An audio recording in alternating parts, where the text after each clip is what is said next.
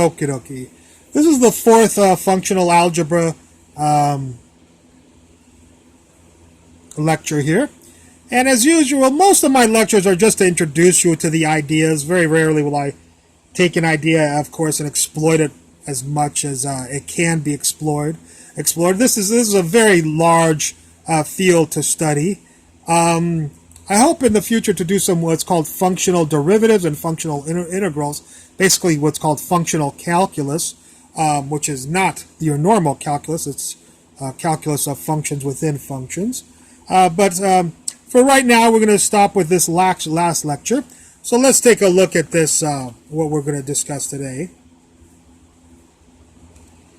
We're going to discuss functional algebraic equations like this. F of f is equal to 4x plus 3. Find who f is. This time we'll guess, because of the form of this function, we'll guess this form of this function. F equals ax plus b. F of course, will be take this and plug it into there, which will give you this. A times ax plus b, parentheses, plus b. Multiply this out, you'll get this. And then set this, as we've done before, equal to this. I didn't write that out for you. But the x person is the x person, so 4 has to equal a squared. So a squared has to equal 4. So a equals plus or minus 2. And then all of these constants here, a, b, plus b, have to equal the constant here, positive 3. So a, b, plus b, these people have to equal that person right there, 3. And so we can solve for b. b equals 3 divided by a plus 1. And I guess if a equals 2, then stick a 2 in here. 3 over 2 plus 1 is 1. B equals 1. If a equals negative 2, then b equals, let's see, negative 2 plus 1 is negative 1. 3 divided by negative 1 is negative 3. So if a is 2, b is 1. If a is negative 2, b is negative 3. So here's our guess. So f equals a, we'll make it 2, x plus b, and if you do 2, you have to use the b equals 1. You can't use that one, so you have to use the 1. So that's one solution for these things. And for these, we'll have f equals a is negative 2x plus, who is b, not 1. You got to use, if you use negative 2, you got to use the negative 3 that is associated with it, so negative 3. So the solution to this equation is either f equals 2x plus 1 or f equals negative 2x minus 3. Alrighty. Of course, as we've done in the previous 3 lectures, I would like to generalize this. So we want to solve any formula like, to get a formula that solves for any formula like this. And so this is the equation. We have f of f is equal to y x plus z, where y and z are constants, as they've been before whenever we generalize. If we guess the same guess, we're going to guess the same guess. Here it is. We're guessing ax plus b. Then f of f will be stick this into here, so you'll get a. X will be ax plus b plus b. It's a little bit messy. It'll be the same thing it was over here. There, that's right there. And this, of course, f of f has to equal y plus yx plus z.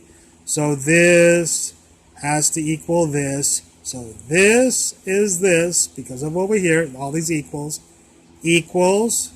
this is this. So x squared equals y. So a squared equals y. So a equals square root of y or negative square root of y. And then a plus b. ab plus b has to equal z. So b, I just solved it just like I did right there.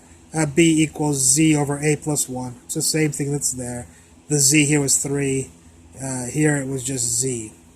So this is the same as this, just to show you how I'm really solving the same equation. I just put in, instead of a 4 and a 3, I put a y and a z. So we have these two things for our a and our b. So our solution, therefore,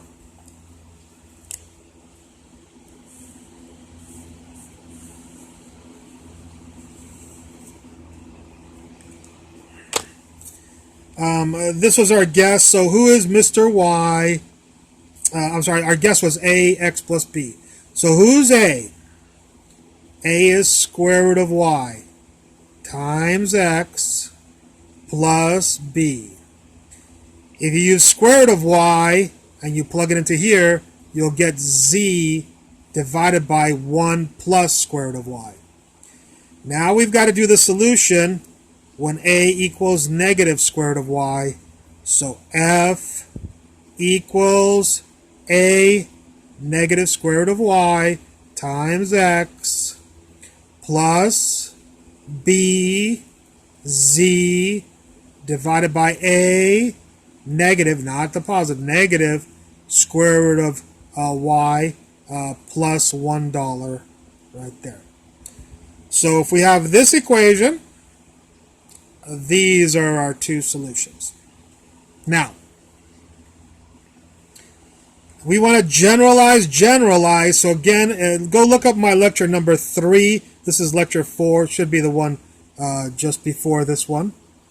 And we defined what f of m meant. F of m means, like, this is f of 2. F of f is f2. F is f3. Prescript 3. F prescript 3. So what we want to know is, if we have f prescript 2, this equation, who's the solution? Who's the solutions? This is m. And if we have f of f, subscript 3 equals this, or over here, if there was f of f, 3 f's equals this, what would be the solution? Or if it's f of f, and there's 7, f prescript 7, suppose there's 7 f's. We want to generalize. In other words, this only solves if you have 2, f2. This will solve this. Only for f prescript 2. But if we have f prescript 7, we'll have to use this solution right here. I'm not going to derive this because I want to make this thing. I just wanted to give you the formula, and maybe it's wrong. Hopefully it's correct. And I'll leave it to you to derive it. If it's incorrect, please put the correct version in the comments. Okay? Anyways, but we can see patterns, though, that remember that here a was equal to the square root. So when there's 2, it's the square root, 1 over 2. Well, if it's 3, it'd be 1 over 3. If it's 7, it'd be 1 over 7. If there's 17 of these people, it'd be the 17th root, of course. The next thing is, of course, it'd be times x, just like right here is times x, and times x, and times x, times x, times x, all those solutions, plus the b person right here, the b person. And we notice here the format of the b person, and that is that he's z, whatever number this is, divided by, here is a plus 1, but when you have multiple ones, you're not going to have a plus 1.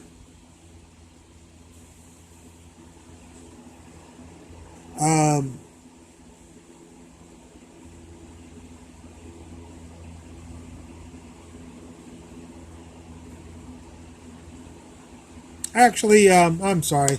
We'll stop this and we'll ignore this. This it might be true, but I'm sorry. I just think it might be more complex than this. So we'll leave that alone for another lecture. All right. Thank you again for watching. Sorry about the last portion. This stuff is okay. This stuff right here needs to be proven before I can submit it.